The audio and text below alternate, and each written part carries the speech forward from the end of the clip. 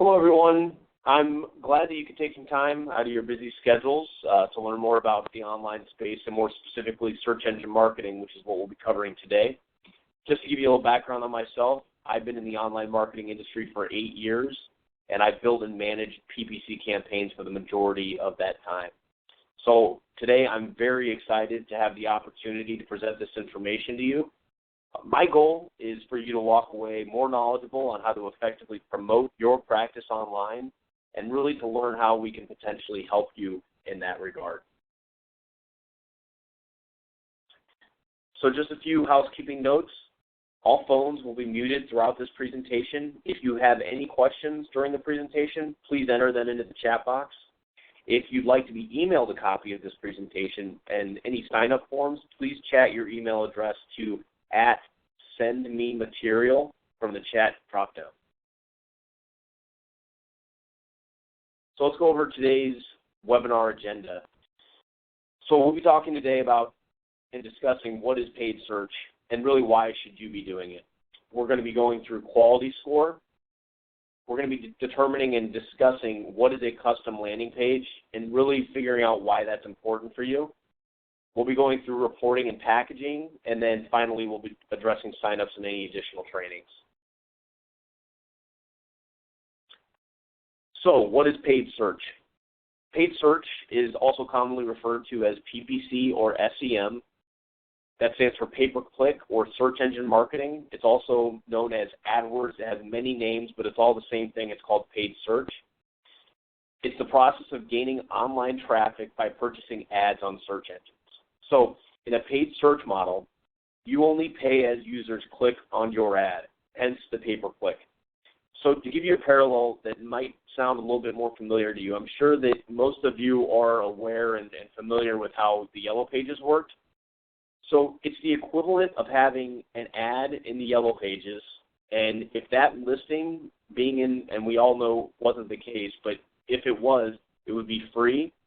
That's what we call an impression in the pay-per-click or the paid search world.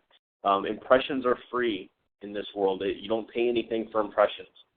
So it's the equivalent of also having that ad, and when people saw your advertisement, it was still free. But you only paid when someone actually really only focused in on your ad and considered calling. So in that regard, paid search is really the most cost-effective form of advertising that you can be doing. The ability to drive prospective patients to your virtual storefront at a per-visit level has really revolutionized the way that small to medium-sized businesses market themselves locally. So why should you be doing it? Well, 93% of online experiences start with a search engine. Think back to however you search for anything, whether it be local or national, you're typically starting either on Google, Yahoo, or Bing, and probably Google. Google holds about a 67% market share there, so most people are going to Google. But think about the last time you searched for anything. Maybe your kid's medication. What's the best place to eat in town? Where can I get my teeth cleaned? These are all queries that happen, every second on Google, and most of those experiences are starting there. So, this is where patients are looking to engage with providers. So it's imperative for your location to be an option when these users are searching for your products and services. Paid search is the only online medium that can guarantee first page placement, and 75% of users never scroll past the first page of search results. So this is, something that we always talk about in the business. If it's not on the first page of Google, it does not exist. Users rarely scroll past the first page of the search engine. And 65% of clicks for high commercial intent keywords go to the paid search section. So commercial intent, what I really mean by that are keywords that are seeking out a product or service that are not research-oriented. So if you think about research-oriented keywords, those would be like the history of the United States. That's someone obviously doing research. The anatomy of a horse. All of those things would be research terms. When I'm talking about high commercial intent keywords, I'm talking about people searching out, Chicago hearing aids, local audiologist, etc. Those are all high commercial intent keywords. And when they're searching for terms that show fine consideration, many find that the paid search section is the best place to find local options and local solutions for their query. Hence that 65% of people are actually going to the paid search section when they're looking for local products or services. So where is paid search? Well, it's right there and right over here. Typically, you know it from the top section. Typically, the top 3 listings are paid search ads. But also down the right-hand side, those are all paid search ads as well. Now, I know that I get this a lot is why is this person above me, or why is my business down here and they're up there? Well, think of this section in terms of a blind auction. So in terms of a blind auction, every one of these listings right here is represented by a business. So in this section, we have 10 to 12 businesses that are competing on this one keyword, which is Bellevue hearing aid.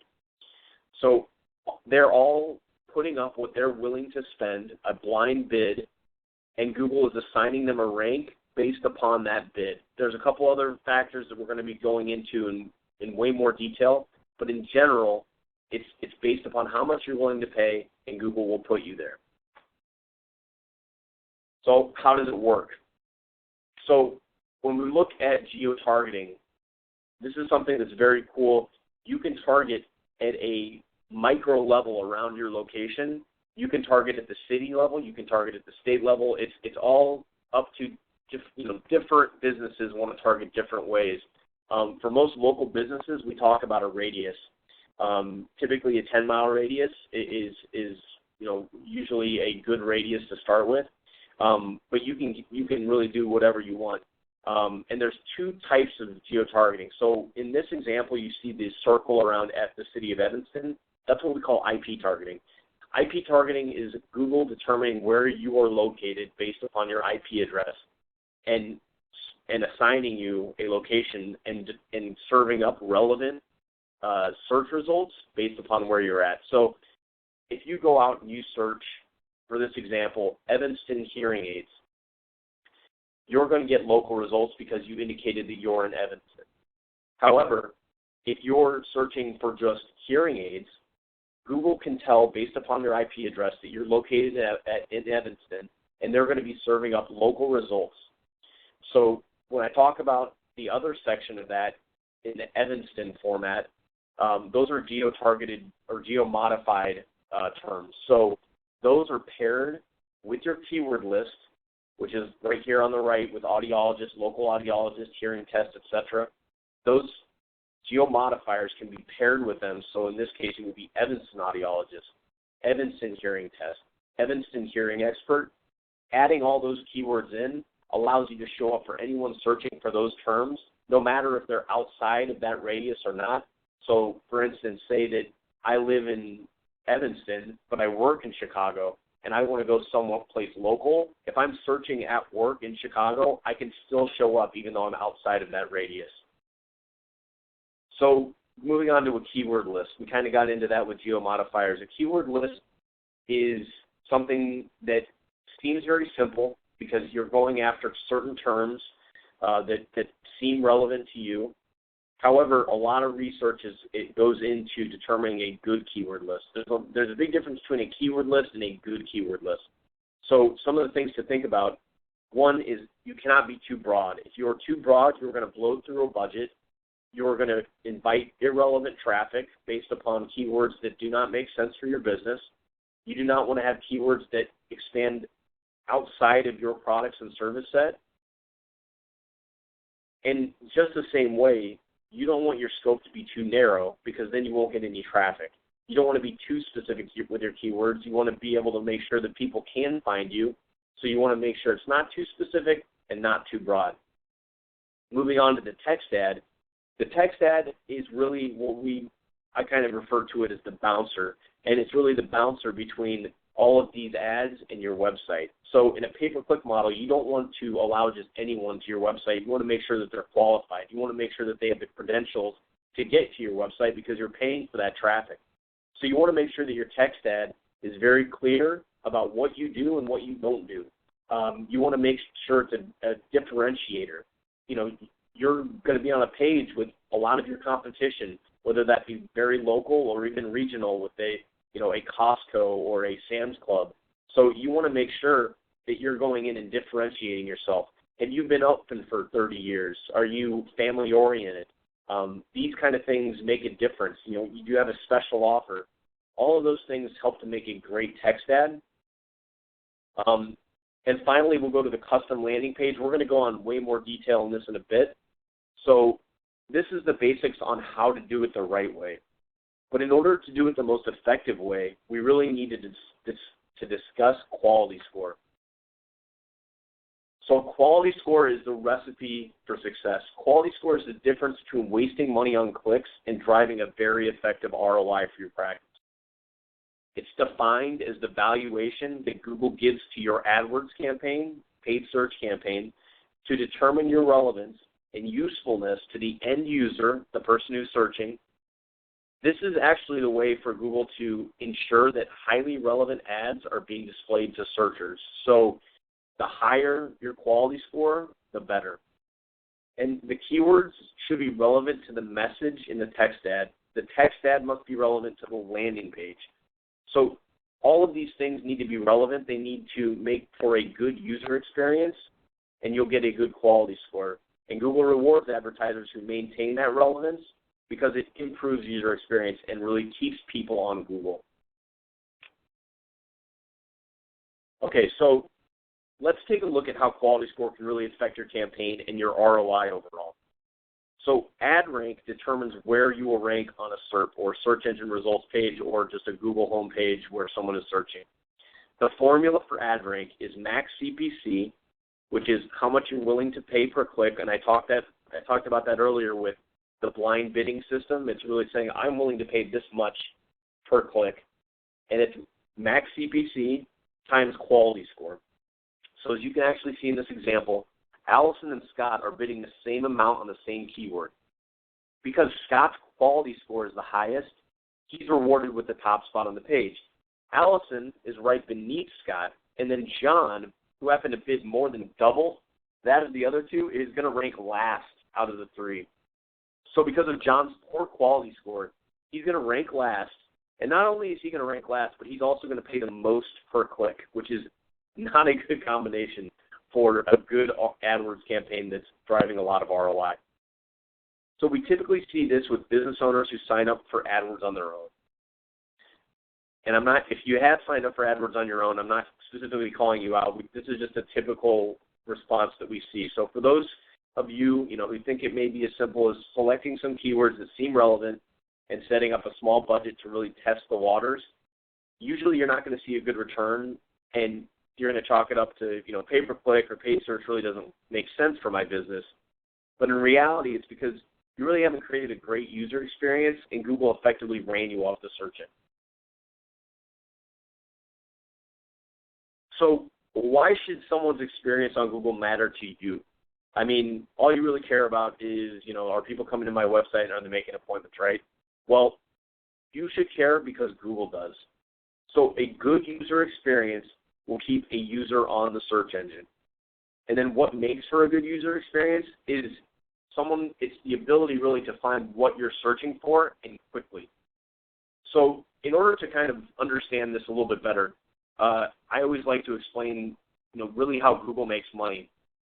Because in order for you to understand why Google would be rewarding certain advertisers for one thing and really punishing them for another, it's important for you to understand how they make money. 97% of Google's revenue comes from AdWords. So a huge chunk of their business is derived from this, from people searching on the web. That's not going to go away. But they want to make sure that they're holding that market share that I talked about, that 67%. So they want users to stay on Google. So in order to do that, they need to provide a good user experience. And to provide a good user experience, they're very dependent on their advertisers, meaning all of the people who are advertising, people who are showing up on search and results pages. So in order for Google to really monitor this and actually control it as best as they can, they need to provide a quality score where they can decrease the rank of others and increase the rank of the people who are doing it good. this is really a huge part of the algorithm, and it's part of the problem that people don't really understand. Many people think it's as simple as just putting together some keywords, putting in a budget, and just letting it go. If you do that, Google's not going to reward you. You're going to see your account suffer. You're not going to see the ROI that you truly can get, and it's going to be a bad experience for you. So when we talk about a good user experience, what is a good user experience? So that slide I brought up earlier, really going from a geo-targeted area, so making sure that the search, making sure that people are seeing relevant text ads when they search something via keywords. So whatever the results are, that it makes sense to them. And then when they click on a text ad, that they're actually showing up in a place where they thought they were going to be. It's estimated you have 8 seconds to convince users to stay on your page once they get there. It's really not a lot of time. So it's very important that everything makes sense and everything's very detailed to the point where that user experience is seamless. So in order for a user experience to be seamless, it's important to have custom landing pages. So now I'm really going to focus on a piece of the quality score puzzle that's actually often overlooked, because it's the one aspect of the formula that's not really changed. So in this section, we're going to discuss what creates a positive user experience and the effect that custom landing pages can have on your quality score and your conversion rate. So custom landing pages will improve your quality score. So how's that the case? Well, you see the same graphic that I brought up earlier. Matching the message in your text ad with the content on your landing page is very, very important. Google needs to understand that where you're sending people from your text ad is something that matches up with what they should be expecting. Google's going to really reward you with a high quality score if they determine that your message is consistent from your keyword list to your text ad to your landing page.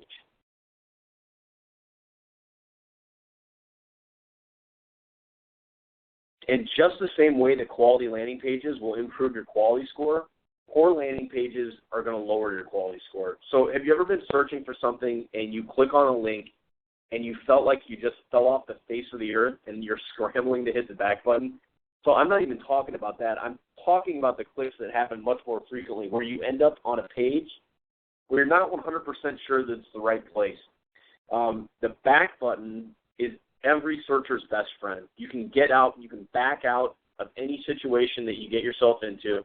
If you're not thinking you're on the right page, this information isn't highly relevant, you can hit back. It's your best friend. However, it's every advertiser's worst enemy.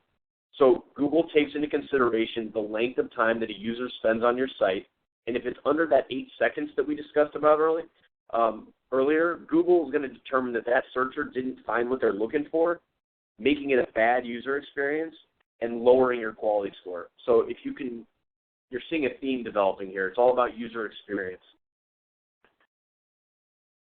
So maximizing your quality score helps with your internal Google metrics, so talking about lower cost per click, higher ad rank, etc. But let's just forget about all that for now. As you can see by the slide, I'm pretty stoked about the Dumb and Dumber sequel that's coming out. So let's discuss conversion rate. So conversion rate is very simply the number of conversions that you receive divided by your visits. It's a standard marketing term. I'm sure a lot of you are familiar. So once someone reaches your website, it's your landing page that's responsible for turning that visitor into a lead, aka converting them. So your landing page really becomes your personalized sales rep, which is awesome, unless they're not that great at selling. So, say someone came to your site looking for a new hearing aid, and your salesperson's trying to sell them new batteries. That's not a good user experience. Ensuring that your landing page matches the message of your text ad will cause users to stay on the page longer and increase their chances of becoming a lead. So it's the equivalent of training your new sales rep to say exactly the right thing at exactly the right time and sell the service that potential patient is looking for. So we use the sales rep analogy, but really your website is a virtual representation of your actual location. You may use it to provide information to potential patients or act as a billing portal or to reach out to your current customers to give them updates about your practice and what you're doing in the community. And really the thinking here is that, more content provides more opportunity for users to find us, which is absolutely true. However, it's not the case when dealing with focused paid search campaigns. Local paid search is different. So in this medium, we're focused on driving new patient acquisition, and everything about your landing page needs to be cognizant of that fact. The page has to be easy to navigate, and they have to have clear points of conversion. Rich media like videos, testimonials, and really anything that makes it easier and more appealing for people to call you is going to get you a better ROI. So this is an example of an ideal landing page provided by WordStream. And you can see here that there's a logo that's prominently placed so that they know what business they're looking at. Their points of conversion are very clear and above the fold, meaning you don't have to scroll down on the page to see them. Here, a video is a great way to show prospective patients the inside of your practice, both the decor and really your staff, so that they know that this is somewhere where they would feel comfortable visiting. And finally, organize and theme content that really helps people understand that what you specialize in and what you're looking for, and it also communicates to Google that this page is relevant. So let's talk about some of the solutions that we offer that can help you out in this regard. So running a pay-per-click campaign is something that can be done on your own. I don't know if any of you have done it who's listening to this, but it's something that you can do on your own, like I mentioned, earlier in the webinar. You can go out, you can set up your targeting, you can generate a keyword list, create your custom ad copy, you can reformat your website. All these things can be done on your own. But there are a ton of pitfalls in doing this. Trust me, I know that because I've run PPC campaigns without any technology, without any awareness into what's going on. And really, when I first started out, I made a lot of mistakes. It takes some time as well. It's something that is not just set it and forget it. Managing these campaigns without any bid technology or budget moderation can also be a real hassle. And we can take a lot of the pain out of this process and set up and really manage this for you. So in terms of cost, we have different tiers that are available based on your location. You can always go down in tier. So if you're located in a city of 400,000 and you want to go with the tier 2, even though that's 100,000 to 300,000 population, you're more than welcome to do that. Really just keep in mind that that's something that you'll have less visibility on the search engine. On Google, you're not going to see yourself as often because you'll have a limited budget. It's really all about how many people are out there searching. The tier 3 product actually attempts to maximize that, whereas a tier 1 would be maximizing that in the tier 1 market. But if you're doing a tier 1 product in a tier 3 market, you're not going to have near 100% visibility. You can reach out to your elite hearing rep to find out the appropriate tier for your practice, as well as get specific pricing.